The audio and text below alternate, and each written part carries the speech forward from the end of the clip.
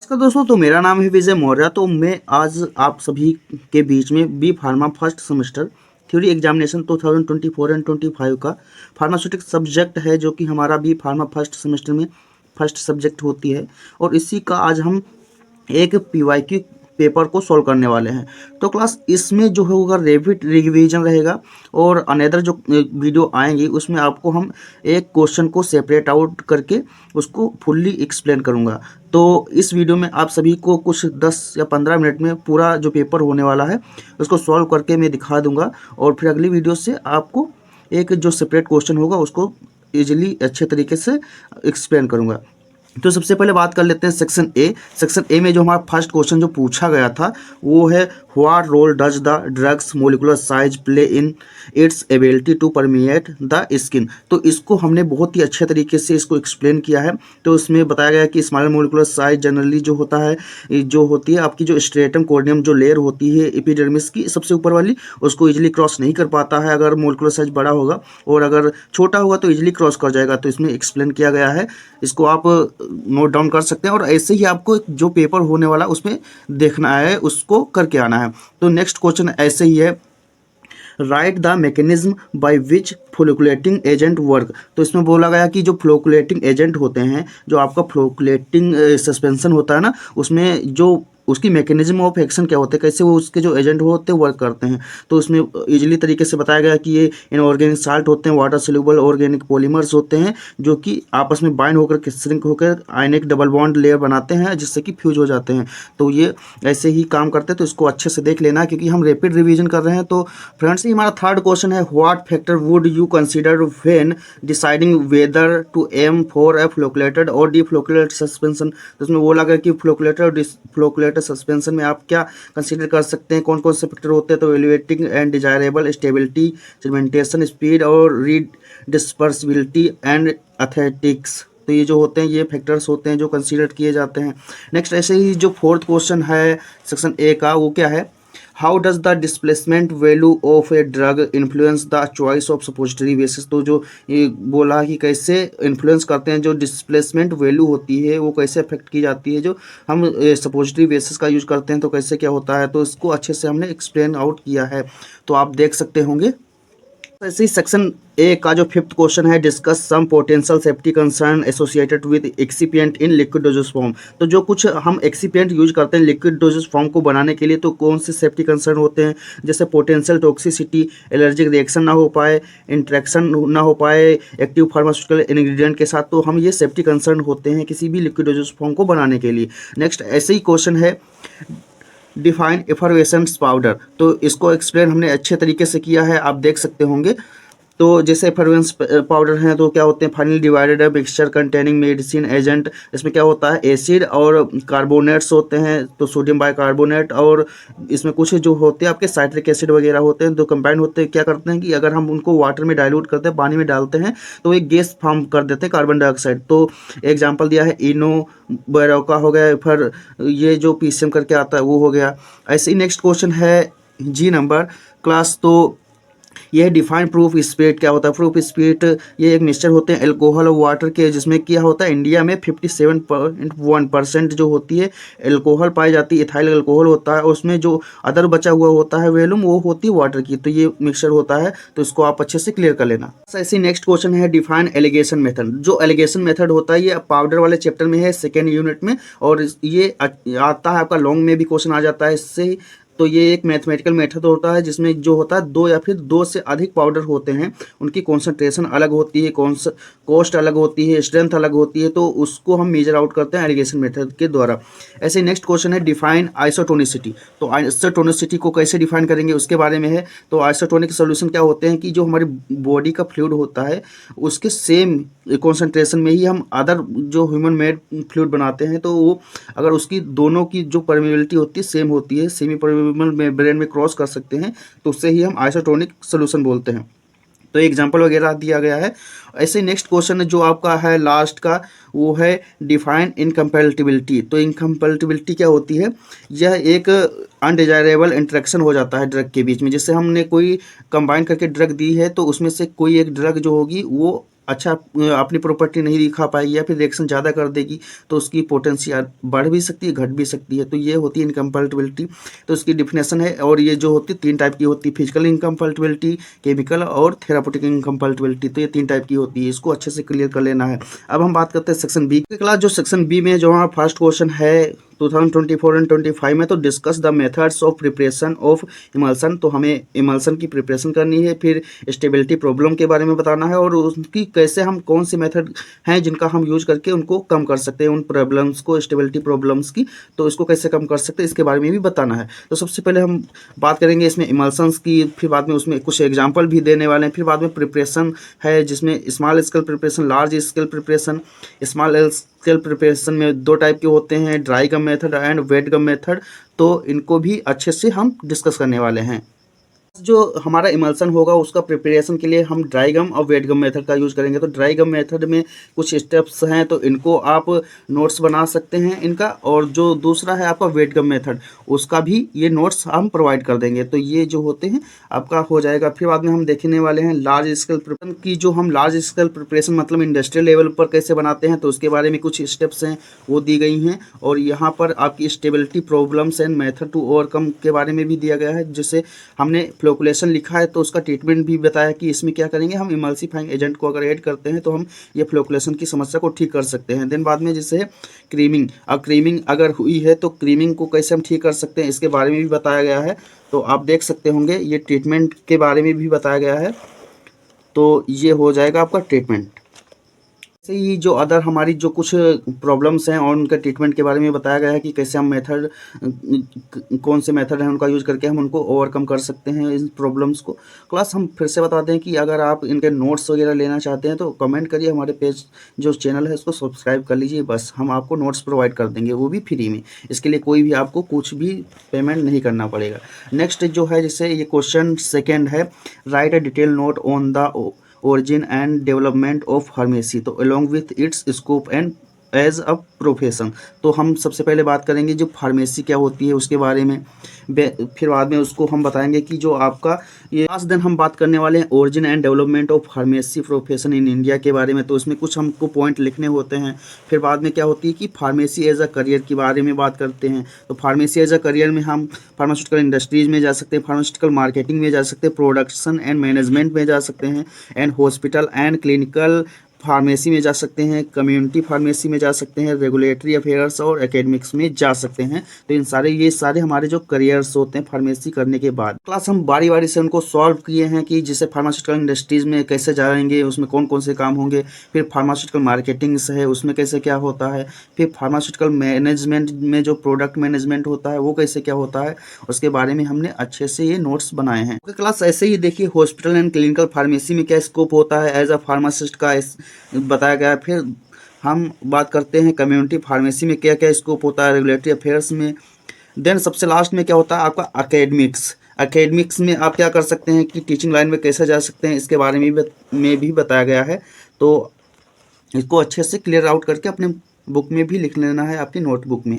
ऐसे ही जो हमारा थर्ड क्वेश्चन है सेक्शन बी का, वो भी 10 मार्क्स में पूछा जाता है। Define prescription, what are the various parts of prescription, draw a sample for a prescription. तो हमें सबसे पहले बताना होता है कि प्रिस्क्रिप्शन क्या होता है। देन टाइप्स ऑफ प्रिस्क्रिप्शन के बारे में बात करनी होती है। ये 2 टाइप के होते हैं, compound prescription and non compound prescription. तो इनकी डिफिनेशन लिखनी होती है। ऐसे ही कोई भी अगर लॉन्ग में क्वेश्चन पूछा जाता है किसी भी यूनिवर्सिटीज़ में, तो आपको फुल्ली डिटेल में लिखना होता है। क्योंकि टाइप्स नहीं पूछा गया था फिर भी हमने लिखा, क्योंकि हमें क्वेश्चन को लंबा खींचना है, बड़ा करना होता है। क्योंकि अगर 10 मार्क्स देने होते हैं किसी को, कोई भी एग्जामिनर होगा तो देखेगा कि कंटेंट कितना है। देन बाद में हम बात करते हैं पार्ट्स ऑफ प्रिस्क्रिप्शन की। तो इसमें 7 पार्ट्स होते हैं, date, name, age, sex, gender, address वगैरह पेशेंट का, superscription, inscription, subscription, signature and sign होना चाहिए, और ये other signature, address and registration number होना चाहिए किसी भी डॉक्टर का जो प्रिस्क्राइब किया है मेडिसिन को। तो उसके बारे में पूरा डिटेल में दिखा है।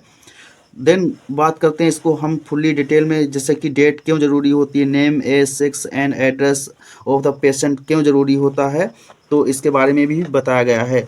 तो आप देख सकते होंगे क्लास ऐसी जैसे सुपरक्रिप्शन है, तो सुपरक्रिप्शन में जो RX सिंबल का यूज किया जाता है, क्यों किया जाता है? क्योंकि ये जो थे इसका फुल फॉर्म होता है रेक्टस जुपिटर, जो गॉड ऑफ हीलिंग के नाम से जाने जाते हैं। तो इसीलिए जो डॉक्टर्स होते हैं वो RX सिंबल का यूज करते हैं किसी भी मेडिसिन को प्रिस्क्राइब करने से पहले। तो इसके बारे में लिखा गया है। देन बाद में इंस्क्रिप्शन, इंस्क्रिप्शन में क्या होता है उसके बारे में है कि उसमें जो होता है ड्रग वगैरह लिखी जाती है और उसमें हम इंस्क्रिप्ट करते हैं, मतलब देन जो होता है सब्सक्रिप्शन, उसमें क्या करते हैं, प्रोवाइड करते हैं डायरेक्शंस को एज अ फार्मासिस्ट को कि कैसे हम डोज डिसाइड करेंगे किसी भी पेशेंट को देने के लिए और कितनी मतलब दवाई देनी है, डोजिंग वगैरह के बारे में बताया जाता है सब्सक्रिप्शन में। देन बाद में सिग्नेचर एंड साइन होते हैं डॉक्टर्स के, और जो भी पेशेंट को वो लिख रहा होता है मेडिसिन। देन सबसे लास्ट में क्या होता है, 7th नंबर में होता है आपका डॉक्टर के द्वारा signature, address and registration number of prescriber except जो होता है उसके बारे में लिखा गया है। फिर बाद में हम बात करेंगे कि एक सैंपल पेपर, जिससे कि होता है ये हमारा फार्मास्यूटिकल हेल्थ केयर सेंटर है लखीमपुर खीरी, ये हमारा रजिस्ट्रेशन नंबर है। ऐसे ही होता है किसी भी पर्चे पर लिखा होता है उसका हॉस्पिटल नेम, रजिस्ट्रेशन नंबर वगैरह। फिर बाद में क्या होता है, पेशेंट का नेम होता है, एज होता है, सेक्स होता है, एड्रेस वगैरह होता है। फिर बाद में उसमें RX का मतलब होता है सुपरक्रिप्शन, और उसमें मेडिसिन लिखी होती हैं। फिर बाद में यहाँ पर कितनी पोटेंसी में देना होता है वो इंस्क्रिप्शन में आता है, और डाइट एंड एडवाइस जो होता है डोजिंग कितना होता है वो सब्सक्रिप्शन में आता है। देन सबसे लास्ट में डेट एंड सिग्नेचर होते हैं डॉक्टर के यहाँ पर, और हमारा जो पर्चा ये पूरा हो जाता है। तो ये होता है एक प्रिस्क्रिप्शन। सब बात करते हैं सेक्शन C की, जो हम क्वेश्चन पेपर सॉल्व कर रहे हैं 2024 एंड 25 का, जो कि फार्मास्यूटिक्स फर्स्ट है, बी फार्मा फर्स्ट सेमेस्टर का। तो उसका जो फर्स्ट क्वेश्चन है, write the difference between flocculated and deflocculated suspension.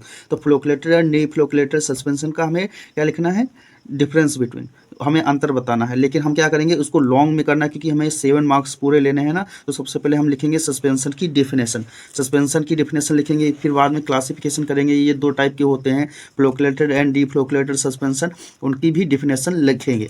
फिर बाद में क्या करेंगे, हम अपना जो होगा डिफ्रेंसिएशन करेंगे, क्योंकि हमें 7 मार्क्स चाहिए तो थोड़ा लॉन्ग में भी लिखना पड़ेगा, तो हम ये कर देंगे। फिर बाद में हम ये डिफरेंशिएशन करेंगे। तो ये ऐसे हम पूरा क्वेश्चन को सॉल्व करेंगे। ऐसे ही जो सेक्शन C है हमारा, उसका सेकंड क्वेश्चन है, what do you understand by pharmacopoeia, right a note of Indian pharmacopoeia. तो हमें क्या करना है, अंडरस्टैंड मतलब डेफिनेशन लिखना है फार्माकोपिया की। तो फार्माकोपिया की ये डेफिनेशन हो गई। देन क्या करेंगे कि इंडियन फार्माकोपिया के बारे में हमें लिखना है। तो इंडियन फार्माकोपिया के बारे में सबसे पहले थोड़ा बताना है। फिर बाद में क्या करना है कि उसके जो जितने भी आए थे, इंडियन फार्माकोपिया कितनी बार आ चुका है उसके बारे में लिखना है। हमारा जो इंडियन फार्माकोपिया का फर्स्ट एडिशन था वो 1955 में आया था, उसके जितने भी सप्लीमेंट थे 1960 में आए थे। तो इसके बारे में ऐसे ही लिखना है आपको सबसे पहले। फिर बाद में सारे जो आपके ये होंगे इंडियन फार्माकोपिया के, तो उसको ऐसे ही बारी बारी से लिखने होते हैं आपके जो जितने भी इसके एडिशन आए थे। 8 एडिशन है वो 2018 में आया था, जिसमें 4 वॉल्यूम्स थी, और इसका जो अमेंडमेंट था वो 2019 से 21 तक था। ऐसे ही जो लास्ट का जो पूछा जाता है 2 मार्क्स में कि जो लेटेस्ट एडिशन है इंडियन फार्माकोपिया का वो क्या है, उसके बारे में आता है 2 मार्क्स में क्वेश्चन। तो the latest edition of Indian pharmacopoeia released in 2 January 2026 by the Indian pharmacopoeia commission, in which 4 volumes and 121 new monographs को इंक्लूड किया गया था। तो ये हमारा जो 2 मार्क्स का क्वेश्चन यहाँ से भी पुटअप होता है। ऐसे ही थर्ड जो क्वेश्चन है हमारा सेक्शन C का, तो define suppositories, explain different type of suppositories basis. तो हम सबसे पहले सपोजिटरीज के बारे में डिफिनेशन लिखनी है। फिर बाद में हम क्या करेंगे, वही पुराना वाला की जो एडवांटेजेस हैं और डिसएडवांटेजेस हैं उसके बारे में लिखेंगे। क्लास सब देन क्या करेंगे, हम टाइप्स ऑफ सपोजिटरीज बेसिस के बारे में लिखेंगे। तो हम 3 टाइप्स के सपोजिटरीज बेसिस को पढ़ते हैं, ओलिगोजेनियस जिसे हम फैटी बेसिस बोलते हैं, एक्वस जिससे हम वाटर सोल्यूबल बेसिस बोलते हैं, और इमल्सिफाइंग बेसिस। ये 3 टाइप के बेसिस होते हैं, उनको बारी बारी से हम डिस्कस करेंगे, उनके एग्जाम्पल्स के बारे में। एक्वस और इमल्सिफाइंग ये तीनों टाइप के जो होंगे आपके बेसिस, सपोजिटरीज बेसिस, उनको हम डिस्कस कर लेंगे। सबसे लास्ट में क्या करेंगे, जो प्रॉपर्टीज होगी सपोजिटरीज बेसिस की उसके बारे में बात कर लेंगे, क्योंकि हमें 7 मार्क्स कंप्लीट करने होते हैं तो लगभग 1.5 पेज तो लिखना ही होता है। क्लास जो सेक्शन C का 4th क्वेश्चन है, calculate the properties of each 40, 35%, 20% and 10% zinc oxide ointment to be mixed to produce 25% of zinc oxide ointment. तो ये क्वेश्चन है जो जिसमें हम क्या करेंगे, जो एलिगेशन मेथड था ना उसका यूज करेंगे। तो इसी को हम बताना चाह रहे थे। तो उसमें सबसे पहले क्या करेंगे, एलिगेशन मेथड की डेफिनेशन लिखेंगे। तो एलिगेशन मेथड क्या होता है, एक मैथमेटिकल मेथड होता है जिसमें हम क्या करते हैं, use to determine the required properties for mixing two और more ingredient of different cost, concentration और strength to achieve a target mean value. तो टारगेट मीन वैल्यू को अचीव करने के लिए हम क्या करते हैं, एलिगेशन मेथड का यूज करते हैं। तो हम क्या करेंगे, गिवन दैट। गिवन दैट का मतलब क्या हो जाता है, ऐसे ही जो हमारा क्वेश्चन होगा उसको एक्सप्लेन करेंगे और उसमें सबसे पहले हम पुट डाउन करेंगे जो भी हमें दिया गया होगा। तो हमें क्या दिया गया था, 40% दिया गया था, 35 एंड 20% एंड 10%। तो उसको हम दिया गया था, बीच में क्या किया गया था कि 25% हमें मिक्स करना था। इसको ऐसे करेंगे। इसको हम जो लॉन्ग वीडियो बनाएंगे एक सेपरेट क्वेश्चन, तो उसमें हम इसको सॉल्व करने वाले हैं। तो अभी तक तो ऐसे ही देख लीजिए। कैलकुलेशन ऑफ प्रोपोर्शन निकालेंगे तो हमारा जो आया था 15 अनुपात 5 एंड अनुपात 10 एंड अनुपात 15। तो ऐसे ही हमने निकाल के लाया है। इसको हम लॉन्ग क्वेश्चन में क्लास डिस्कस करने वाले हैं। ऐसे ही नेक्स्ट जो 5th नंबर का क्वेश्चन है सेक्शन सी का, वो क्या है, classify powders, write a note on dusting powders. तो यहाँ पर एक 2 बार हो गया, इसको काट देना है पाउडर। तो हम सबसे पहले पाउडर की डेफिनेशन लिखेंगे, फिर क्लासिफिकेशन ऑफ पाउडर्स के बारे में बात करेंगे। क्लासिफिकेशन ऑफ पाउडर ये 6 टाइप के होते हैं। सबसे पहले बल्क पाउडर होगा for external use, bulk powder for internal use and simple powder for internal use, compound powder for internal use, powder enclosed in catches and capsules. And 6th number जो है compressed powder and tablets के form में। इन्हीं को बारी बारी से हम सॉल्व कर लेंगे। Bulk powder for internal use में जो हमारे एंटासिड एंड लैक्सेटिव्स होते हैं, वो इनो वगैरह, तो ये यूज किए जाते हैं। देन सेकेंड वाला जो होता है bulk powder for external use, तो इसमें जो होते हैं डस्टिंग पाउडर्स, एफरवेसेंस पाउडर, डेंटिफाइक्स और स्नैप्स वगैरह जो होते हैं ये यूज किए जाते हैं। सिंपल एंड कंपाउंड पाउडर में क्या होता है, इनको हम अलग अलग से डिफिनेशन करके कर लेंगे। तो ये हो जाएगा हमारा जो 3rd वाला जो था simple and compound powders. 4th है powders enclosed in catches and capsules. जो कैप्सूल्स के अंदर जो कुछ छोटे छोटे से दाने होते हैं ना, वो और पाउडर के फॉर्म में होता है, वो वाले जो कैप्सूल्स के अंदर भरे जाते हैं उनके बारे में बताया गया है। भी कंप्रेस्ड टेबलेट्स और टेबलेट ट्राइचुरेटेड और मोल्डेड टेबलेट्स। तो जो टेबलेट्स हम बनाते हैं, जो पाउडर्स का यूज करते हैं, उसके बारे में होता है। तो इनको सॉल्व कर लेना है अच्छे से।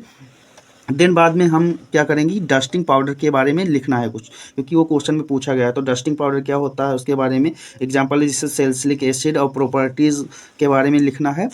प्रॉपर्टीज़ के बारे में लिखने के बाद क्लास क्या करना है, हमें प्रिपरेशन भी लिखनी होती है। प्रिपरेशन में क्या करेंगे हम, सबसे पहले जो होता है प्यूरिफाइड टाल्क स्टेरलाइज्ड होता है, जिसको हम 50 ग्राम यूज करते हैं। स्टार्च पाउडर जो होता है 25 ग्राम यूज करते हैं। जिंक ऑक्साइड जो होता है पाउडर 20 ग्राम से यूज करते हैं। और सैलिसिलिक एसिड जो होता है वो 5 ग्राम यूज करते हैं। ये पूरा प्रिस्क्रिप्शन है प्रिपरेशन का। हमारे पीवाईक्यू पेपर का जो लास्ट क्वेश्चन है होने वाला है वो है define incompatibility, discuss physical incompatibility with a few examples. तो सबसे पहले हम फार्मास्यूटिकल इनकम्पैटिबिलिटी के बारे में डिफिनेशन लिखेंगे कुछ, फिर बाद में क्या होगा क्लासिफिकेशन ऑफ इनकम्पैटिबिलिटी। तो ये 3 टाइप की होते हैं, उसके बारे में बताना है।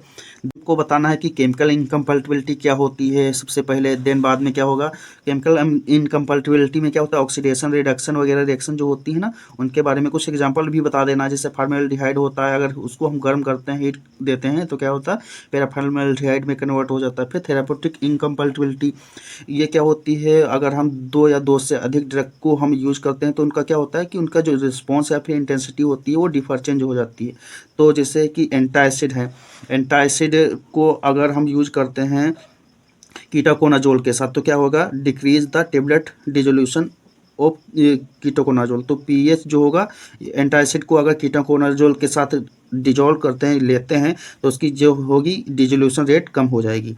तो ये बताया गया। ऐसे ही हमें कुछ एग्जांपल्स भी बताने होते हैं।